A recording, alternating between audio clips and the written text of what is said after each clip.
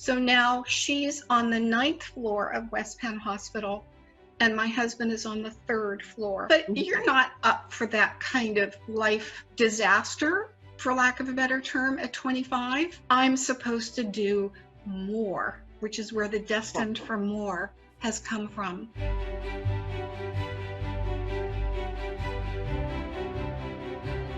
I have an amazing person with me today. She's an incredible woman named Susan Gilbert. I mean, I just met her, but I'm already like, we have to keep talking. She's one of the top 100 marketing influencers, along with Seth Godin and Gary Vee. She's also been named one of the top 2017 women in digital marketing. She's the author of the book, The Land of I Can. And Susan's new direction is of particular fascination to me. We're going to talk to her about it through this conversation. Her new direction is under the brand Destined for More, and that goes for all of us. So, Susan, woohoo! Hey, oh, Lori, thank you so much for finding me. This is a topic that's near and dear to my heart. Oh my God, I really want to just yield the floor for a minute and ask you to tell us your story in relation to courage and what that has been for you.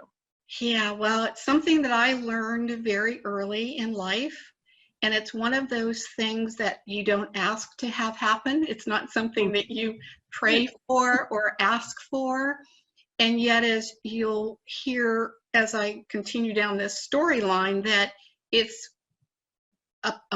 was a problem that on the other side yielded a bigger life and greater opportunities.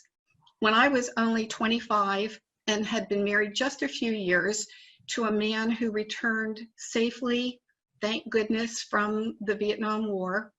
And my mother at the time was 51. So he was 28, she was 51, both very young. My husband was the son that my parents never had, and they absolutely adored him. And we were kind of living the life, you know. He was in college. Our joint goal together was after he graduated from college, it would be my turn. I wanted to be a music teacher. I thought it would be great. I'd have summers off with the kids, the family that we had planned. I mean, we had a plan.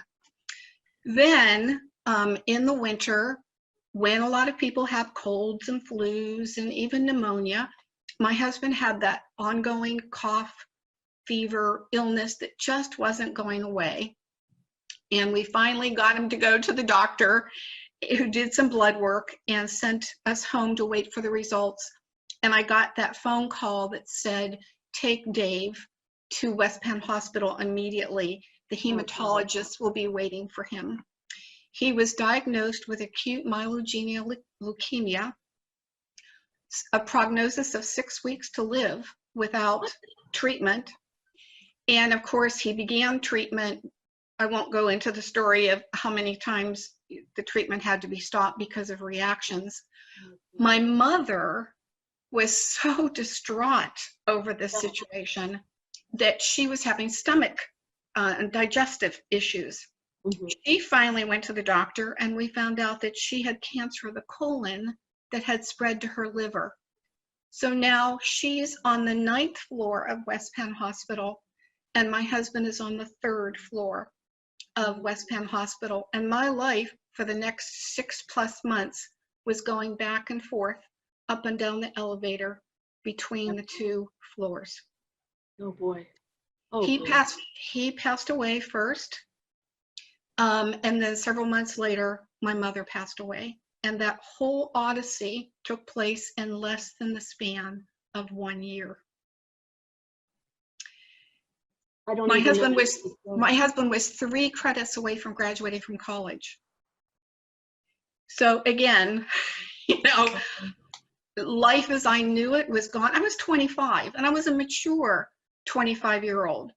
But you're not up for that kind of life disorientation and disaster, for lack of a better term, at 25. My father was not supportive. He was so distraught over both of them that he was leaning on me.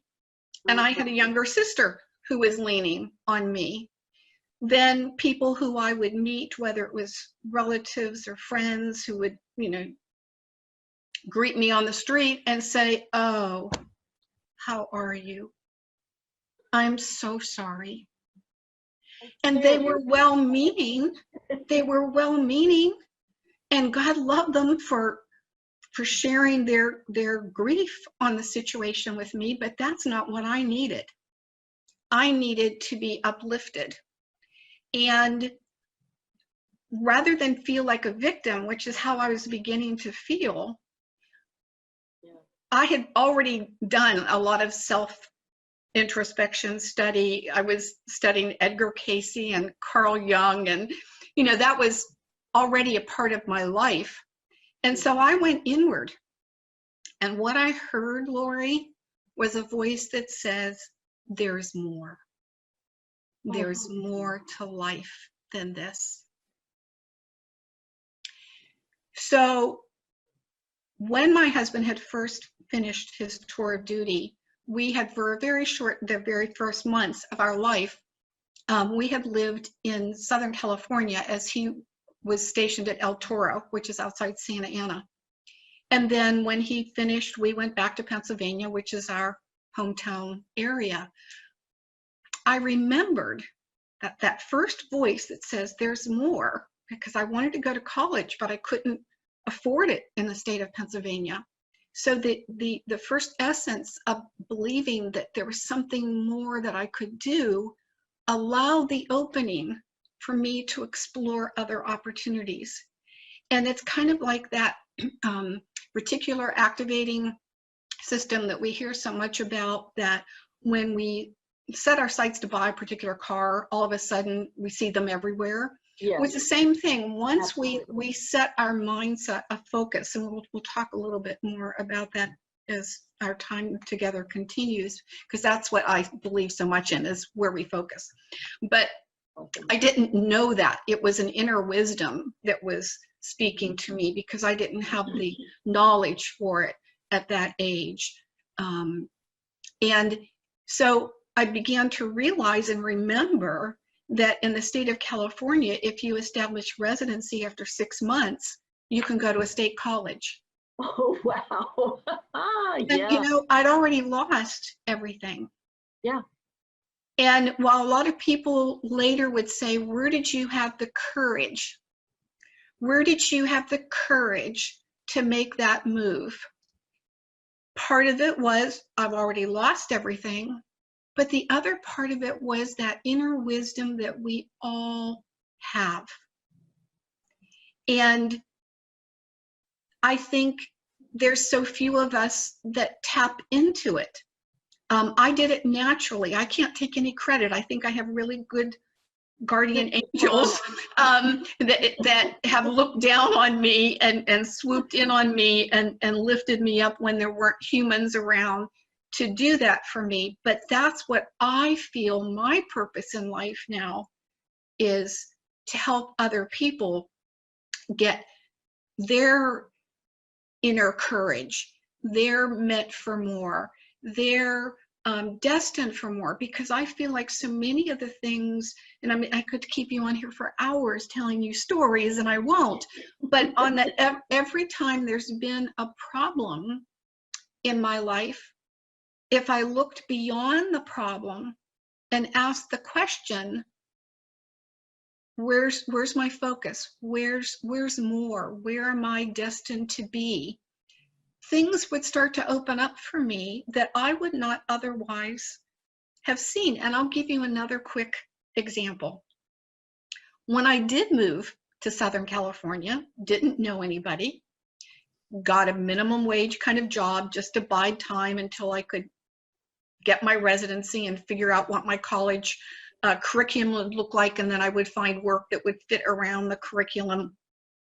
Mm-hmm. I went to a weekend seminar held at National University, which is a university that caters to people who are in the workforce and going to school evenings and weekends, which is what I figured would probably be the path that I would take. And after several days of just like aptitude tests and interaction within the classroom, it came up that the two career paths that I could look at was an attorney, because I had good communication skills, Right. and architect, because I had good 3D spatial understanding. And I was, and which is so crazy, here I am, I'm in my late 20s now, and I'm thinking, I can't do, I mean, it's going to be hard enough for me to get 4 years of college. I can't do 6 or 7 or 8 years more for advanced degrees. And so I was feeling very depressed and dejected leaving. Yeah. And as I'm walking to my car, a woman who had been in the weekend seminar, and there hadn't been one-on-one conversation between she and I, but she walked up to me and she said, "Hey, have you ever thought of sales?" And I thought, what did I ever say that somebody would recommend sales? I was thinking sleazy car salesmen and polyester suits and Fuller Brushman, and like, I know. no, it was just a terrible feeling. And then she continued on to say that her husband had opened up a store selling computers, and she thought I would be perfect. Oh my And it was another like, computers, I don't even know what a computer looks like, let alone operate, and you want me to sell a computer? And I was just mind boggled, Lori. She handed me. We didn't have like laptops and personal computers. No, then. not yet. Not yet. This was the predecessor. Yeah. So I took her card and I got in my car and closed the door and dropped the business card in the side pocket of my car and thought, oh my gosh, these people in California, this is really crazy. But I drove around with that card in my car, and I would look at it and you know, I was like, what was this about? And finally I called. His name was Jake Satin Jacobs. And when I got past the secretary or the person receptionist and immediately got through, he answered the phone saying, "Susan, I'm so glad you called. Patty told me all about you." Like, what does she know about What me? does she know about me? Well, Jake and I had this wonderful conversation. I thought, I'm going to go in and meet this man. And you want to know what the computer store was? What? It was a Radio Shack store where they sold the TRS-80 computers, which was the predecessor to the IBM PC. Oh my God. You were put on a path. Put on a path. He sat me down in front of these huge computers.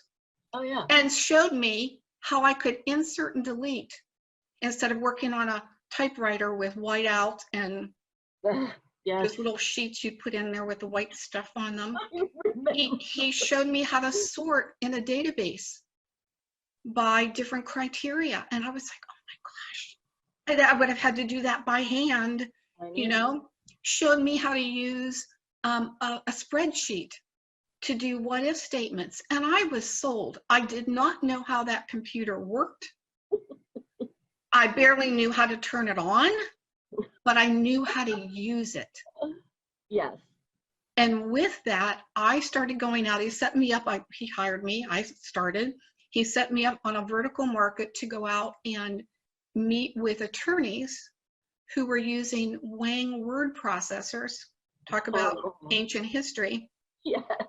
To replace that with a computer that could do the word processing, but could do the database, could do other functions, could do accounting. Right. And I would go out on sales calls and they would ask me questions that I didn't know the answers to. And I would run back to the team and I'd say, okay, you know, they want to do this and can they do that? And how do we do that? And then I would go back to the client with the answer, and they would buy and they would buy and they would buy. Little did I know that it was because I didn't have computer science background, because I wasn't a programmer. I wasn't talking bits and bytes and processing speed. I was talking about solutions. Oh my God. And I was very Aaron Brockovich of you, you know. Well, thank you, but it was a solution based on I cared about them. Right. I wanted to hear what their problems were, and then I wanted to see, was there a solution that I could provide to them. Well, when the IBM PC came out, I was well known in the community. Very I had nice. to jump ship. I had to leave Jake because he couldn't sell the IBM PC. When they first came out, IBM was sold at Sears, Computerland, and the IBM Salesforce. But we had 6 Computerland stores in San Diego County where I lived, all owned by the same partnership. And it took a while, but as a woman, I got that courage up and said, I'm going to meet with these people. And even though one of the partners greeted me at his store and stood behind the cash register, ringing up sales intermittently while he spoke to me. I mean, he did not give me a lot of time. Okay. And then when they came back to me, they said, you know, that was a good idea, but we used to work at NCR and we've got a lot of NCR buddies. We'll get one of them to head this up and then you can work for him. And I don't know where I got it, Lori, but I said, thanks, but no thanks. If you want me, you're going to bring me in and let me head up this division. Nice. And they said yes. They called the division PC Sales, and they said, as long as you make a profit, you have a job. Well, I want to ask you about that moment of courage, because I've had that too, where like a stronger voice has come out of me than I thought I currently possessed. And for me, it has felt, I don't know, like divine, somebody divine took over my being and said, well, but I don't think it comes completely out of the blue. I think that, you know, in thinking about it and saying, I'm tired of being less than I want to be, it sort of primes the pump, maybe. I don't really know. What do you think? Well, again, we were talking a little bit before the official interview that I have really strong spiritual beliefs. I was raised Lutheran. My family here, now Gilbert is my maiden name. One of the things that I did was when I took that big move from Pennsylvania over to California, I went back to my maiden name, and it was a way for me to kind of recapture who I was before the marriage and only tell my story when I wanted to tell it, not as part of who I was. And my married name was very, very long. It was Grotenthaler. You spelled it a lot. Yes. So, yeah, absolutely. And so, you know, for both of those reasons, I went back to Gilbert. But the Gilbert Lutheran heritage can be tracked back to Europe and like multiple centuries back in the Bibles and the Lutheran Church. And so it was part of my heritage, not just the religion that we attended. And as such, it was part of my family upbringing. It wasn't just go to church on Sunday. It was who we were. We were hardworking, hardworking Germans coming from, get the job done. But it's also where children are seen but not heard. And there's a lot of things from both that lineage as well as for women and their place and their role that takes place. And if we have time, I'll tell you a little story around that. But to go back to, but I really believe that I was beautifully, and again, only from a gift of God, I was beautifully instilled with a sense of personal confidence. Okay. And yet the confidence as a woman out into the world really took flight when I made the choice to move from Pennsylvania to, it was like there was something was ignited in me.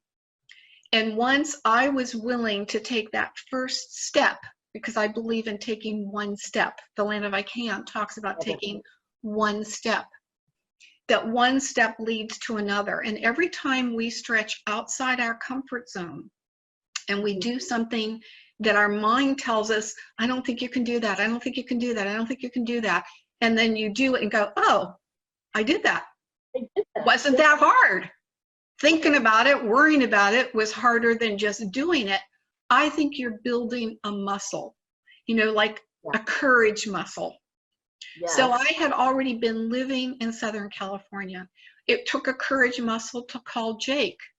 It took a courage muscle to go out and do a sales call to an attorney's office when I'd never done anything like that before. I had no sales training. Just Jake was like, I believe in you. You can do this. Go out. So each time you do something like that, you are stretching and you're exercising. The same way when we're going to exercise, we don't go to the gym and lift 200 pounds the first time. You start a little bit, a little bit, a little bit. You get stronger, you get stronger. And I think at the point that Dave, I won't say his last name, but Dave called me and said, we've got these ex-NCR guys. Yeah. I was like, no. And it came, as you said, it wasn't, I didn't think about it. I didn't think, okay, how am I going to respond to him? What am I going to do? It was just no. Boom.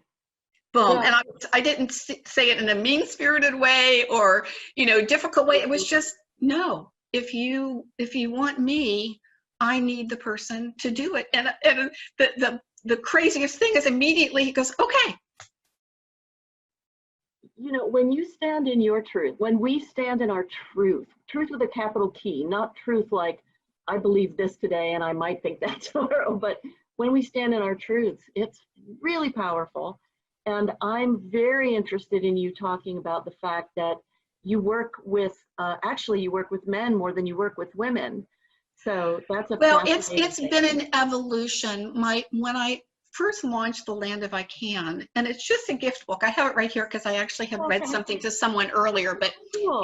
Here's a passage. And what I had read to someone earlier, I kept this bookmarked, is it says, and this is around the land of fear, is do you feel frozen, unable to move? Fear is holding you, stopping you from realizing your dreams. Breathe. Good. Now exhale. Life doesn't exist without fear. To be fearless is to have less fear and to move. So this little book I wrote because I thought women would buy it for other women and then buy it for themselves. And that was true, but it started going out into business situations, school situations. It's now used for character development in the San Diego Unified School District. So from that, I had people coming to me, men and women, saying, I have a book. Can you help me market it? I have a book. You have a wonderful website you're selling your book from. Could you do a website for me? Yeah. I was doing that work when social media came on. So I was perfectly positioned to use social media. And I remember going to Book Expo in New York in about 2007, 2008, and talking to publishers about doing Twitter tours. And they're like, Twitter? What's Twitter? Because it wasn't mainstream yet. Right. So I was working with both men and women. Then as publishing and self-publishing became far more common, everybody and their brother who had ever published a book was saying, I'm the publishing guru, I can help you, I can make you #1 on Amazon, which is true. It's not that hard to do it for one day. It's a lot harder to do it for a week or a month or ongoing. And I'm all about business building. So I began to see the difference between those who were building businesses and those who were writing fiction or memoir or stories, poems, things, because it was just their passion. And while I certainly support all creative endeavors, my wheelhouse is business. Mm-hmm. And so that started to make the funnel get a little bit smaller. Right. To the point that because I'm so entrepreneurial, and I did do a short stint with AT&T because they hired me. I was known as the PC person, personal computer person in San Diego. And when they hired me, I thought I'd died and gone to heaven because I'm like, woohoo, I have arrived. I'm an executive and I have a staff. I have salespeople beneath me. Wow. And then I realized they hired me for my entrepreneurial spirit, and then nipped me off at my knees because I couldn't do anything that I had been able to do. So needless to say, I left, and then I created a brick and mortar business called Little Miss Muffins. Whole another story again. But because I'm entrepreneurial as well as business oriented, what I found were the people who have that same spirit, and they have a message that they want to get out into the world. One of the websites that I have is called Messengers on a Mission.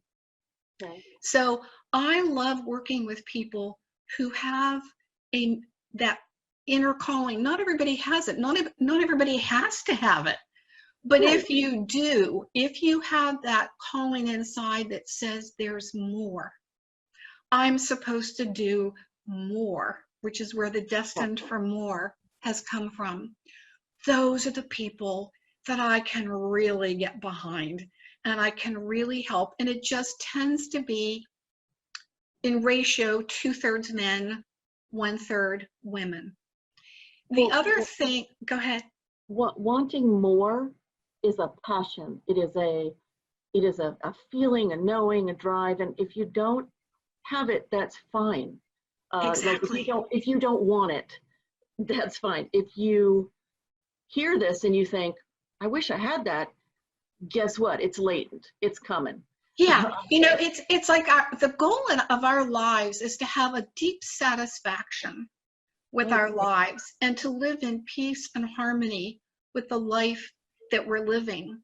And if someone who is listening to this is a mother and a grandmother and has grandchildren that bring them joy, and a garden that they love to work in, and they feel fulfilled, they've done their job on this planet.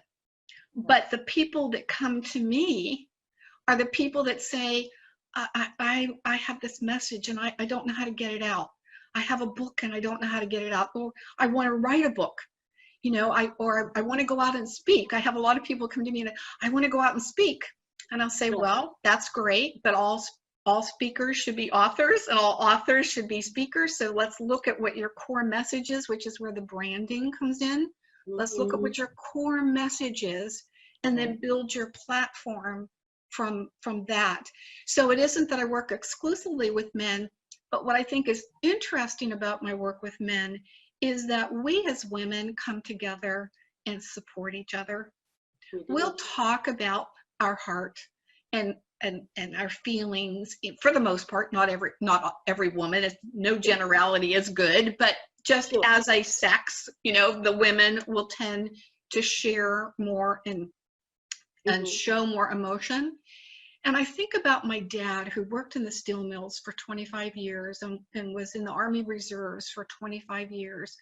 And he couldn't have talked to the men at the mill about what his troubles or his concerns were. No. He couldn't talk about the men that he led in the Army. And quite frankly, coming from the generation that he came from, he probably wouldn't talk to my mom about it because that wasn't his role. His role wasn't to emote feelings and to share concerns. It was to make money, support the family, do his job. So many of the men that I'm working with who have already achieved a certain level of success and found that success didn't answer that more, like I got the more money, I got the better car, I got the bigger house, but still not feeling like that's what I'm supposed to be doing. They don't have anyone to talk to.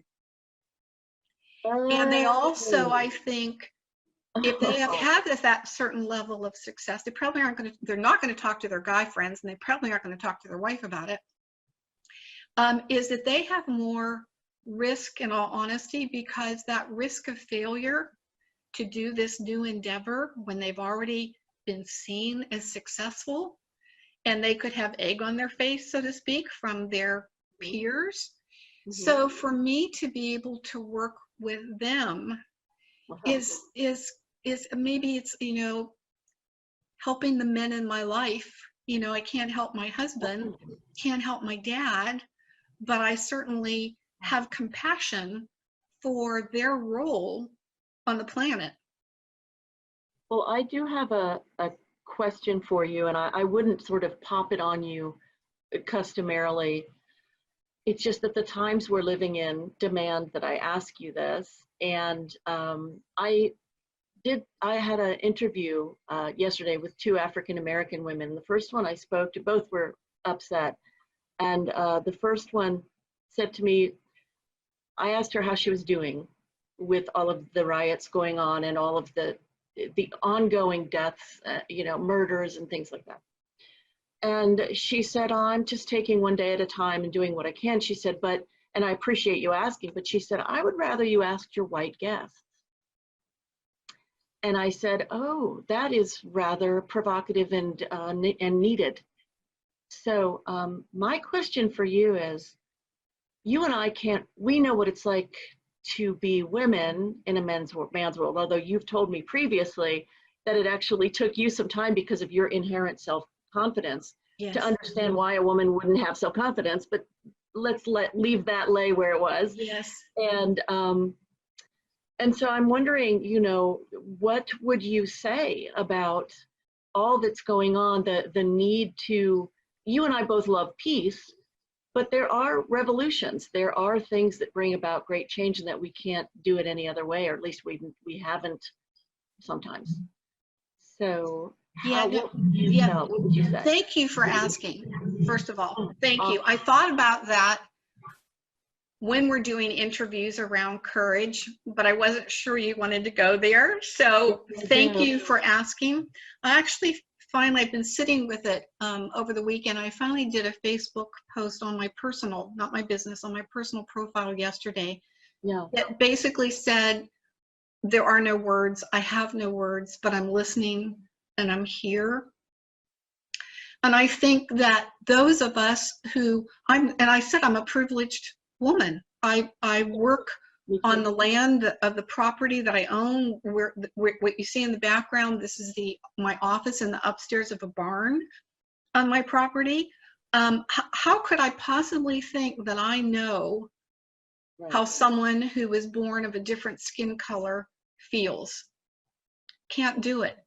But I can have empathy, and I can be there, and I can be aware of my role in whatever I say, whatever I do, to know that we all have different human experiences. I wrote to a friend in South Africa who is Caucasian. He's from the US, but he lives all with mostly Africans, not African Americans. And I saw him when I was in Africa in January, and he was talking about, and I noticed that he's in Nairobi, Kenya. There's no racial tensions in Kenya. Really? And he had gone to lunch with men of both black and white skin. And he said, I dropped the bomb on the table. And he said, and I asked them, and we talked about it. He said, there you are in the US, which we think is the Holy Grail, and we don't understand what's happening. We don't either. Yeah, and the only thing that I could think about, and I'll give you a little personal story around it, is that just like the differences between men and women, this isn't something that's just happened a generation before us or 2 generations before us.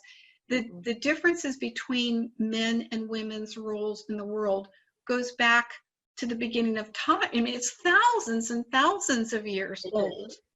Yeah. And when we look at the history here in the US, we've never cleared up what took place back in the early evolution of our country. It's never been cleared up.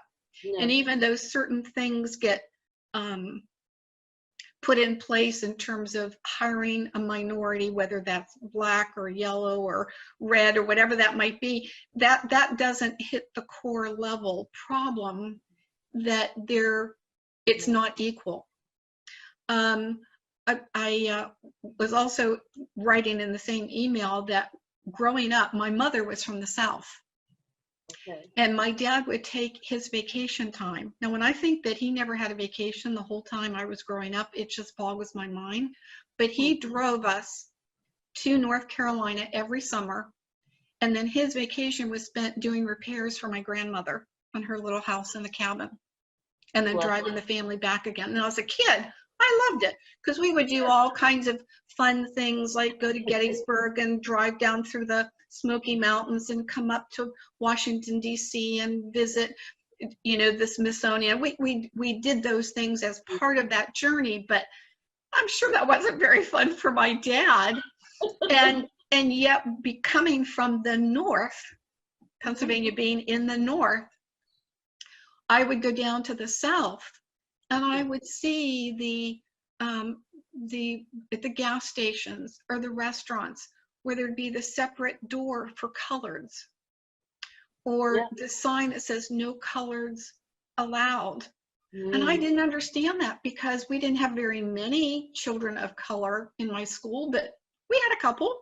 To me, they were the same as me, and I didn't understand that wasn't true overall. And my mother would talk with my younger sister and I about the situation, and then she took us to the Baptist church of her upbringing, which is now 99% Black. And they're shouting. The Lutheran church is very quiet, and yes, it is. you join in when everybody else sings, but you don't shout out. You're quiet. Oh, man. Not quiet in the Baptist church. No. And they were joyful, and they're singing, and my eyes probably were as big as saucers that, oh my gosh, there's a different way of being in church. Now, I bring that up only because all of these are differences. It's differences in the way that we have a belief, a religion, and how we practice that. Right. It's differences between different parts of the country and how things get played out. And yes, in the South, they don't have those signs anymore, I don't think. I hope not. I haven't seen any. But those issues still are there. Yes. Those belief systems. No, exactly. But I mean, just using those examples. When I made the post that I mentioned to you that was on my Facebook profile, the first person who responded is one of my Facebook friends. I don't know her in person, but she's a woman who is Black. Yeah. And she put in a couple comments that just broke my heart about her son. And that her son wasn't doing anything wrong, but he just happened to be at the wrong place at the wrong time during these protests. Oh no. And she said, I won't post his picture here because he's had more to deal with, but I got the picture of what took place. Is he still with us? He's still with us, but I have a suspicion he's burned or beat up or both. I just don't get it. That's it. We don't. Violence as an answer, even though I get that we can be hijacked and emotionally, but no, stop. Yes. Well, even, we could, there are many, many people of color. There's a wonderful plea to the city of Atlanta that is available on, by a rapper, to say, we're angry, but violence doesn't solve the problem.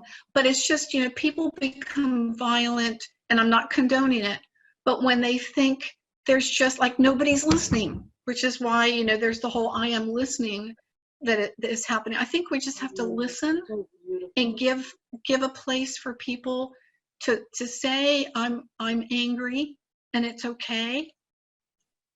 And I think that to bring it back to include the topic we're talking about, that it takes a great deal of courage to listen, to whether that's listening to other people who you may be afraid to hear what they have to say, or listening to yourself when you might not have listened to yourself very well before. There's a lot of things I've been exposed to over the years that have to do with I'm listening in terms of health. Can you sit at the bedside of somebody in a hospital who is in tremendous pain and make room in your heart for that person to be in pain and to be with them, be resonating with them with love instead of with fear. You know, that's very interesting. I'm seeing I have almost like a halo. I've got a light here. Let's see if that makes a Do you? difference. Yeah, is that better? Maybe you're an angel. Oh, Yes, no. Anyway, what was, thank you for bringing that up, because just as I was mentioning earlier, that we have opportunities where we get to exercise courage. We have opportunities where we, little by little, and that muscle gets stronger and stronger. I didn't realize it, Lori, but I was exercising that when I sat at the bed with my husband, when I sat at the bed with my mother. I didn't realize it, but yes, it does take courage. And there were many of my mother's friends who, because her illness and cancer was much more debilitating physically than it was to my husband. Mm-hmm. And she had so many friends who would call her on the phone, but they say, we can't come see your mom because it's just so upsetting. And I was like, you can't come see her? Well, who are you putting first here? My mom needs to see you. But they couldn't come. I understand. Yeah, I've seen it happen. And I've actually been on the other side of that one with a friend of mine who passed away last year. And we weren't exceedingly close for a long time, but at one point we were, and we did keep in touch. And I said to her, I will be there if you want me there. But she never said that she wanted me there. And I felt guilty for a while about it. I should be able to sit there, but I just, whatever. I think it's a really complex thing, and I could talk to you about that for hours, because I don't really want somebody sitting there with me who feels miserable. I don't need more of that either. No. So it's a funny sort of talk. But listen, we're running out of time, sadly. I can talk to you for hours. And I wonder I want you to talk about what you have as a gift for us. And I also want to ask if we can do this again sometime. Absolutely. Yes and yes. Yes and yes. So 3 points I'd like for people to garner from what we've been discussing.